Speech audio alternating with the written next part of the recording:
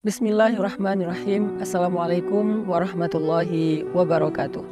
Teman-teman yang dirahmati Allah Subhanahu wa taala, pada konten kali ini saya pengen ngajak teman-teman sekalian untuk mentadaburi 3 ayat di dalam surat Yunus, dimulai dari ayat 62 sampai 64, tentang gimana cara kita dapetin garansi atau dapetin jaminan dari Allah untuk kehidupan kita di dunia, bahkan berlaku untuk kehidupan kelak di akhirat.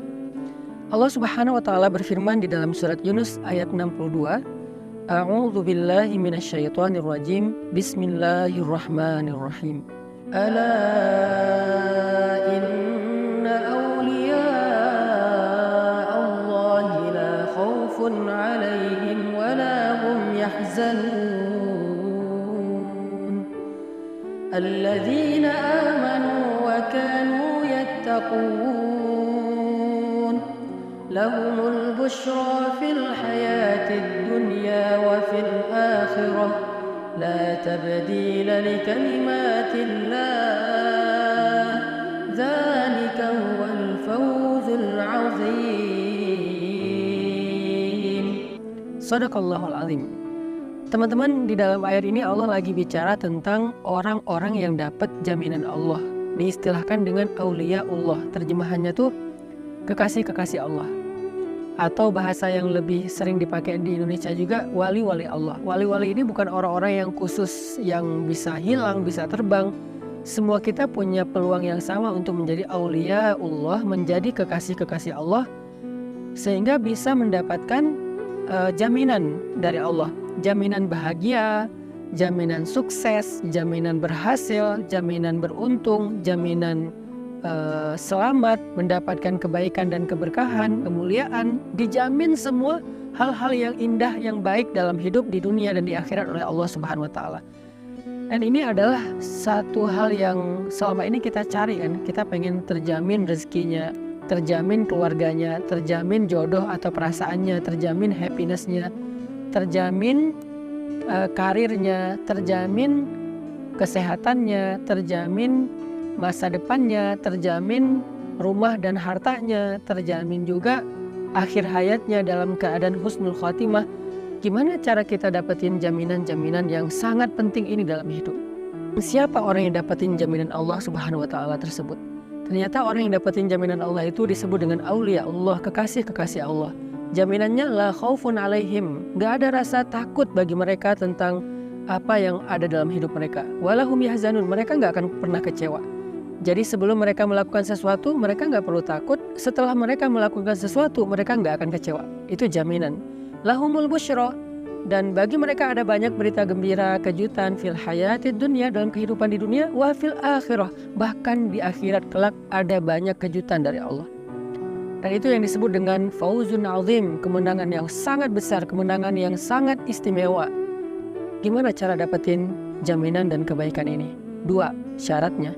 1, alladzina amanu, orang yang yakin sama Allah, orang yang percaya sama Allah, orang yang gak ragu sama Allah, orang yang berserah kepada Allah, orang yang pasrah sama Allah, orang yang berbaik sangka kepada Allah, orang yang nurut kepada kehendak Allah Subhanahu wa taala. Itulah amanu. Dan syarat yang kedua, wa kanu yattaqun, orang yang taat kepada Allah. Mulai dari memperbaiki ibadah-ibadah wajibnya, baik batin ataupun zahir, memperbaiki niatnya, memperbaiki khusyuknya, dan juga memperbaiki fikihnya ataupun adab-adab sholatnya atau ibadahnya, syarat-syarat sempurnanya ibadah secara zahir. Dia perbaiki yang wajib-wajib, kemudian dia tambah yang sunnah. Setelah sholat wajib, dia tambah sholat sunnah. Setelah dia zakat, dia tambah sedekah. Setelah dia Ramadan, dia tambah puasa sunnah. Setelah dia membaca Al-Quran, dia menambah hafalan-hafalan Al-Quran. Banyak lagi amalan-amalan sunnah yang dia lakukan untuk meningkatkan ketakwaannya kepada Allah.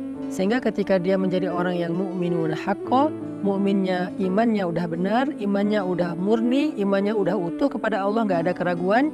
Kemudian ibadahnya semakin meningkat, semakin dekat sama Allah, maka di saat itulah dia menjadi auliyaullah, menjadi wali Allah, menjadi kekasih Allah. Dan dengan derajat kewaliannya, Allah berikan untuk dia jaminan di dunia dan jaminan di akhirat. Dia nggak perlu mikirin apa-apa lagi. Maka apa yang harus kita siapkan sekarang untuk dapetin kebaikan, jaminan, dan juga berita gembira dari Allah? Belajar iman, belajar yakin sama Allah. Jangan pernah menyerah karena ragu sama Allah. Jangan pernah menyerah karena munculnya suuzon kepada Allah. Kok Allah tega sih? Kok Allah gini sih ke saya? Kenapa sih Allah menguji saya dan seterusnya? Jangan pernah menyerah dengan bisikan-bisikan syaitan tentang suuzon kepada Allah. Langsung kita switch pikiran negatif kita kepada positif. Pasti ada hikmahnya. Allah tuh penyayang, Allah tuh nggak tega, Allah tuh pasti sayang banget sama saya. Pasti ada kebaikan di balik ini. Kita berusaha belajar iman dengan tafakur, dengan muhasabah, dengan membaca Al-Quran, dengan melihat kebesaran-kebesaran Allah. Belajar iman terus supaya iman kita tuh makin utuh, supaya iman kita itu semakin dalam, supaya iman kita itu semakin sempurna.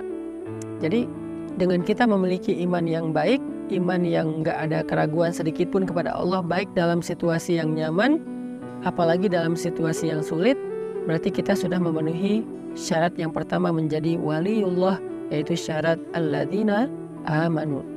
Kayak Nabi, ketika suatu hari ada laki-laki orang kafir meletakkan pedang di leher Nabi. Pedangnya tajam banget, kalau ditarik sedikit maka langsung memotong leher. Dia bilang, wahai Muhammad, siapa yang bisa nolong kamu sekarang? Kamu sendiri, gak ada siapa-siapa yang dekat kamu. Sahabat-sahabat jauh, beliau sendiri di situ. Nabi dengan tenang mengatakan Allah. Bukan Allah dalam arti sekedar lisan, tapi dalam hatinya beliau yakin memang Allah satu-satunya yang bisa menolong. Jadi tidak berubah rasa yakin Nabi ketika beliau sendiri dengan ketika beramai-ramai. Kita kadang-kadang bilang Allah nolong saya karena kita kondisinya tuh kayak pede, soalnya banyak teman yang bisa bantu kita, masalah kita masih kecil. Tapi begitu kita masalahnya gede dan gak punya siapa-siapa, kita kayak ragu gitu, Allah bisa gak ya nolong saya? Padahal pertolongan Allah itu tidak tergantung sama makhluk. Ada makhluk, gak ada makhluk, Allah bisa nolong kita. Allah bisa menjadikan api itu membakar, bisa juga menjadikan api itu sejuk, seperti apinya Ibrahim. Allah bisa menjadikan lautan itu menenggelamkan, bahkan bisa juga menjadikan lautan itu jadi jalan, seperti lautnya Nabi Musa. Allah bisa mengeluarkan onta dari induknya, bisa juga onta keluar dari batu, seperti ontanya Nabi Soleh. Allah bisa menjadikan bulan itu purnama, bisa juga membelah bulan seperti bulannya Nabi Muhammad.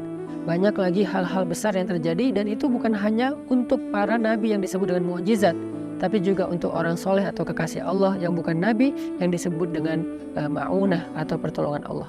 Artinya jangan muncul ragu dalam hati kita ketika hidup kita sulit, mentok, gak ada lagi jalan-jalan logis untuk mendapatkan kebaikan. Karena iman gak harus selalu logis. Ketika iman kita utuh dalam situasi yang gak logis, saat itulah kita menjadi mukminun haqqa, mukmin yang sejati. Kalau iman kita utuh dalam situasi yang logis, ilmiah, kebayang sama kita, itu belum utuh, belum teruji.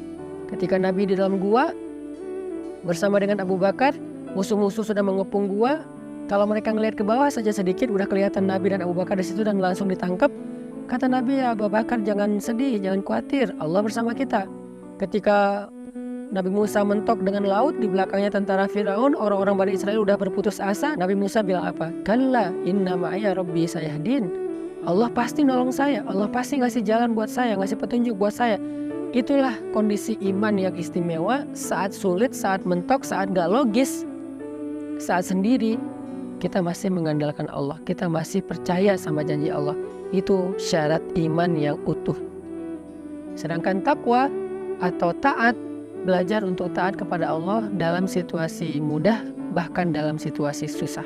Jadi jangan cuma sholat pas lagi mudah, tapi sholat juga pas lagi susah. Jangan cuma sedekah pas lagi banyak uang, sedekah juga pas kita lagi kurang. Makanya alladzina yunfikuna fis-sarra wad-dharra, kata Allah. Orang bertakwa itu orang yang bersedekah ketika lebih, dalam keadaan dia punya banyak harta, atau dalam keadaan sulit tetap bersedekah. Orang yang menahan diri ketika dia marah atau ketika dia senang. Kalau marah jangan menyakiti orang lain, kalau senang jangan juga berlebihan atau lupa diri gitu. Nah, inilah orang yang bertakwa. orang yang terus berusaha untuk konsisten dalam ketaatan walaupun situasinya bisa berubah. Mudah-mudahan kita bisa berlatih dua hal ini. Riyadhah kan dua hal. Riyadhah hati artinya iman, sedangkan riyadhah zahir kita adalah takwa. Riyadhah batin kita iman, latihan batin. Latihan zahir kita takwa atau taat kepada Allah. Kalau kita bisa meriyadhahkan zahir dan batin kita menjadi derajat yang lebih baik, insya Allah kita telah memenuhi syarat menjadi kekasih Allah, sehingga janjinya adalah la khaufun alaihim walahum yahzanun. Gak perlu lagi khawatir, gak perlu lagi sedih atau kecewa. Lahumul busyra, akan dapat banyak kejutan dan keajaiban di dunia dan juga kelak di akhirat. Barakallahu fikum.